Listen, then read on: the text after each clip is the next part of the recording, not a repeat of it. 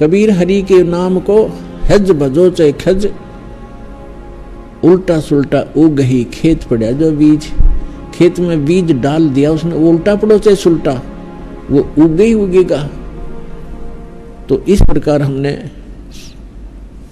प्रारंभ में तो ऐसे आपने करना होगा, और फिर कुछ दिनों के बाद क्या होगा कि आप भक्ति नहीं कर लोगे तब तक आपकी रुचि नहीं बनेगी, काम अन्य कार्य करने को भी दिल नहीं करेगा। तो जैसे जिनको पहले बुखार था उनको ये कहते थे कि महीने में एक बार आना पड़ेगा, दूर देश के भक्त आते हैं उनको 3 महीने 4 महीने का समय रखा, क्योंकि डॉक्टर जो है ट्रीटमेंट करने के लिए ही मरीज को बार बार बुलाता है, उसको शौक नहीं होता। तो हम आपको इसलिए बुलाते हैं, आप आते रहोगे, आपकी रुचि बढ़ेगी, आपके शुभ संस्कार बढ़ते चले जाएंगे, फिर आपकी आप पर रुचि हो जाएगी, आप डटे नहीं, डटोगे फिर तय। जब आपके पाप कर्मों का जबर उतर जाएगा फिर आप रोक के नहीं रुक सकते, आपने बुलाने की आवश्यकता नहीं, आप आया करोगे। आप इस ज्ञान से परिचित हो जाओगे और आपके अंतःकरण में जमा वो पाप नष्ट हो जाएंगे। फिर आपको सतलोक आश्रम बरवाला के बगैर कोई स्थान दिखाई नहीं देगा इस पृथ्वी पर जहां आप ये सोचो कि ये मेरा अपना है।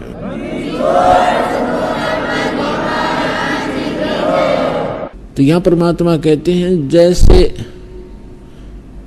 अब कबीर साहब कहते हैं, कबीर पिछले पाप से हरि चर्चा ना सुहावे, या ऊंघ है या उठ चले, ना और बात चलावे। जैसे हमने देखा कई बार किसी भगत को हम साथ ले जाते सत्संग में, गुरु जी के सत्संग में, ऐसे कह सुन के प्यारते हैं, कोई जान पहचान का शर्म से आ जाता, तो थोड़ी देर तो बैठता सत्संग सुनता, फिर या तो लटके लेने लग जाता नू, फिर उसका हम छेड़ते, सो मत नो का चल लाएंगे चल, मतलब कुछ काम याद आ गया, ये वो ना तो आप सुने हमने ना हमने सुन दे, क्यों उसके पाप ना टिकन दे।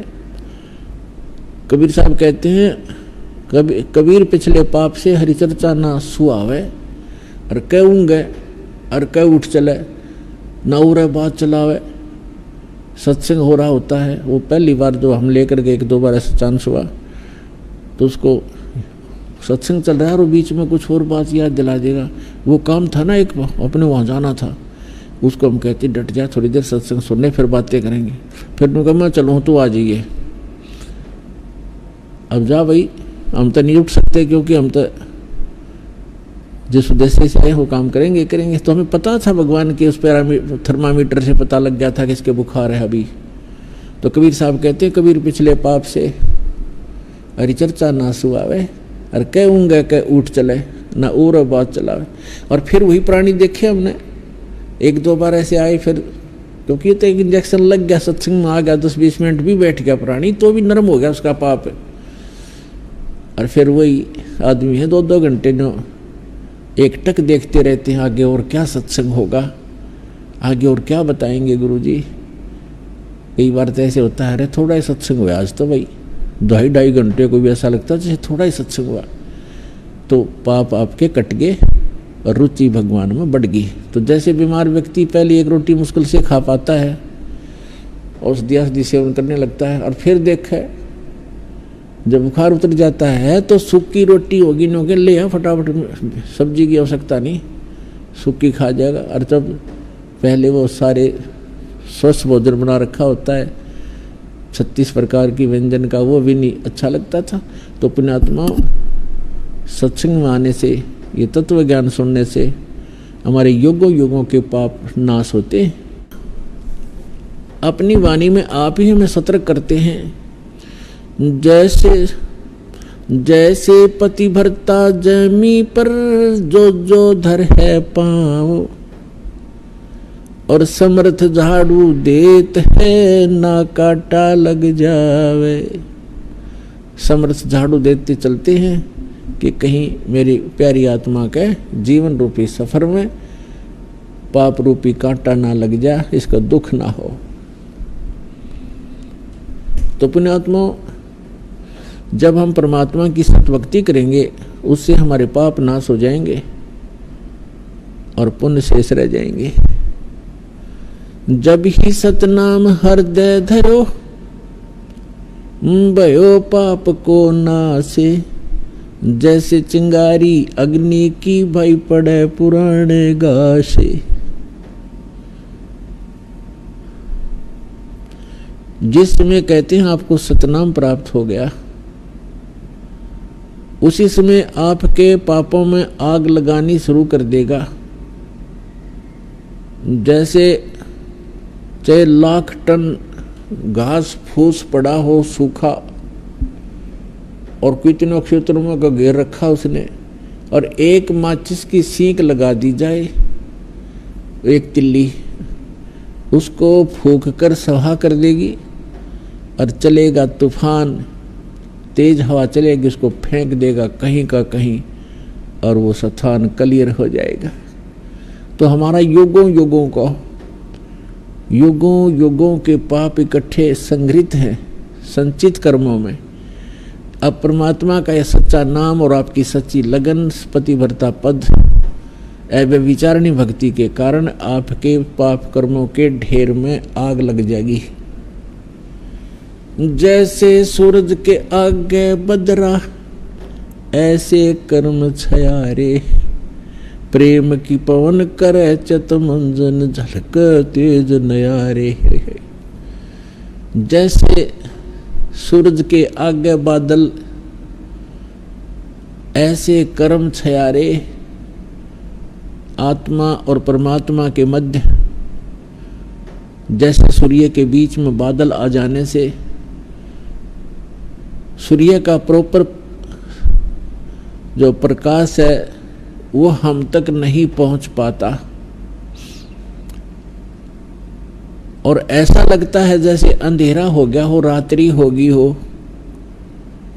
तो पुण्यात्माओं, जब तेज हवा चलती है, बादलों को इधर उधर फेंक देती है, तो फिर सूर्य का वो तेज जो का तू आपको दृष्टिगोचर होता है। ठीक इसी प्रकार युगों युगों के पाप कर्मों की छाया आत्मा और परमात्मा के बीच में अड़ी हुई है। इस सतनाम और सच्ची श्रद्धा और लगन से भक्ति करने से वो ऐसे हट जाएंगे, वो बादल छट जाएंगे, पाप के बादल। जैसे सूरज के आगे बदरा, ऐसे कर्म छयारे।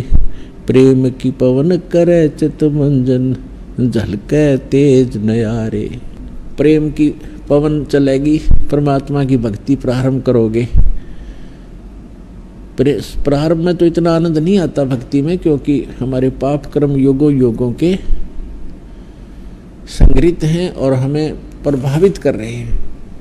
प्रारंभ में तो इस भक्ति के ऊपर धक्के से लगाना पड़ता है जीव को। इतने मंत्र तो करने ही पड़ेंगे, इतने मंत्र तो आपने करने ही पड़ेंगे। आरती भी करनी पड़ेगी, नित्यनेम भी करना पड़ेगा, रमणी भी करनी पड़ेगी।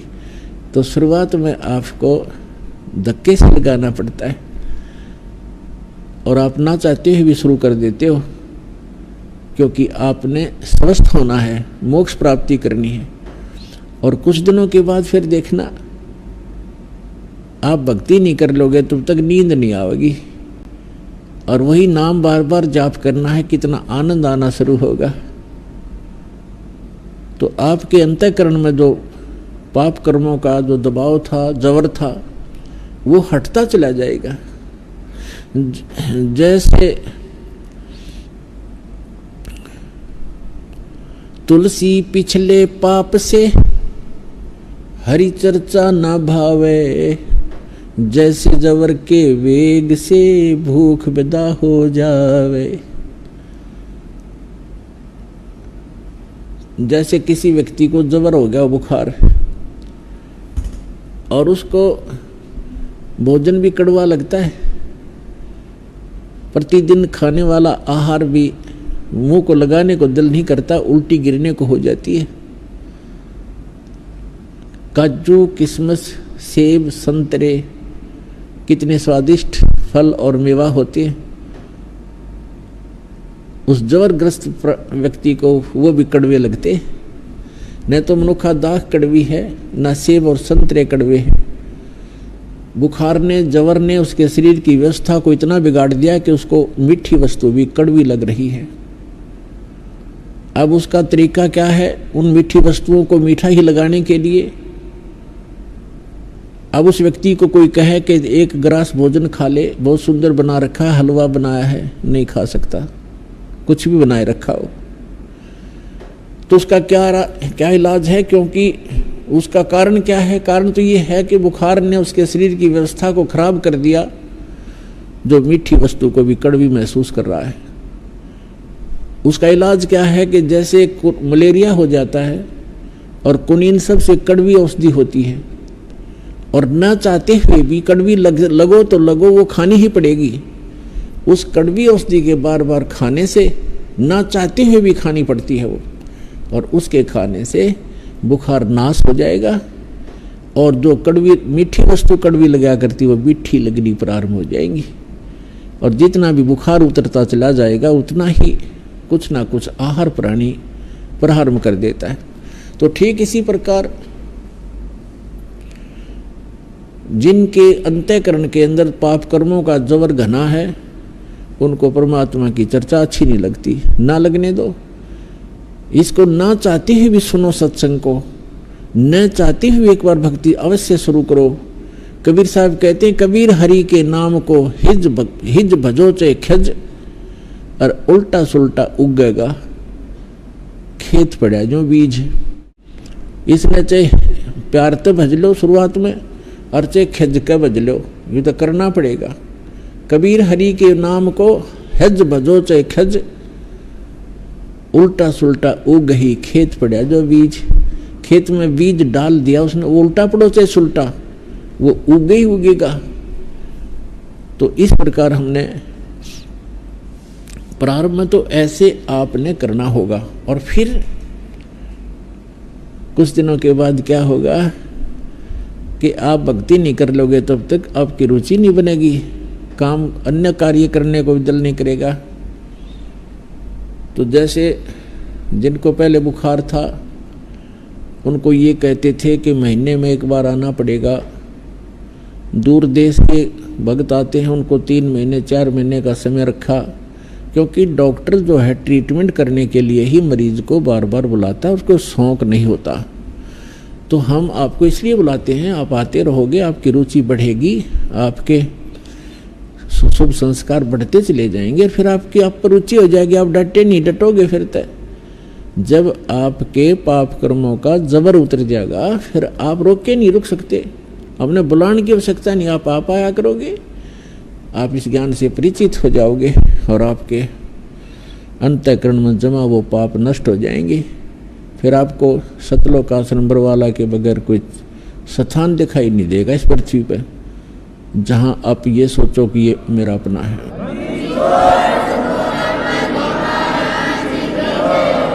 तो यहाँ परमात्मा कहते हैं, जैसे अब कबीर साहब कहते हैं, कबीर पिछले पाप से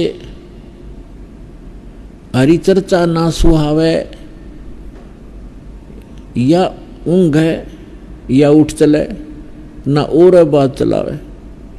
जैसे हमने देखा कई बार किसी भगत को हम साथ ले जाते सत्संग में, गुरु जी के सत्संग में, ऐसे कह सुन के प्यारते, कोई जान पहचान का शर्म से आ जाता, तो थोड़ी देर तो बैठता सत्संग सुनता, फिर या तो लटके लेने लग जाता नू, फिर उसका हम छेड़ते, सो मत नो का चल लाएंगे चल, मतलब कुछ काम याद आ गया, वो ना तो आप सुने हमने ना हमने सुन दे, क्यों उसके पाप ना टिकन दे। कबीर साहब कहते हैं, कबीर पिछले पाप से हरिचर्चा ना सुहावे, और कह ऊँगे और कह उठ चले, ना उरे बात चलावे। सत्संग हो रहा होता है, वो पहली बार जो हम लेकर के 1-2 बार ऐसा चांस हुआ, तो उसको सत्संग चल रहा है और बीच में कुछ और बात याद दिला देगा, वो काम था ना एक अपने वहाँ जाना था, उसको हम कहते डट जा, थोड़ी देर सत्संग सुनने फिर बातें करेंगे। फिर मैं कहूँ मैं चलूँ तो आ जाइए, अब जा भाई, हम तो नहीं उठ सकते क्योंकि हम तो जिस उद्देश्य से आए वो काम करेंगे करेंगे। तो हमें पता था भगवान के उस थर्मामीटर से पता लग गया था किसके बुखार है अभी।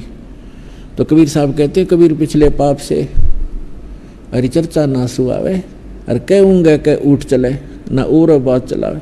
और फिर वही प्राणी देखे हमने, एक दो बार ऐसे आए, फिर क्योंकि तो एक इंजेक्शन लग गया, सत्संग में आ गया, 10-20 मिनट भी बैठ गया प्राणी, तो भी नरम हो गया उसका पाप।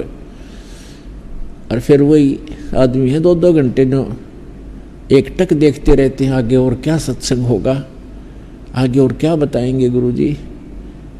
कई बार तो ऐसे होता है, अरे थोड़ा ही सत्संग हुआ आज तो भाई, 2.5 घंटे को भी ऐसा लगता है जैसे थोड़ा ही सत्संग हुआ।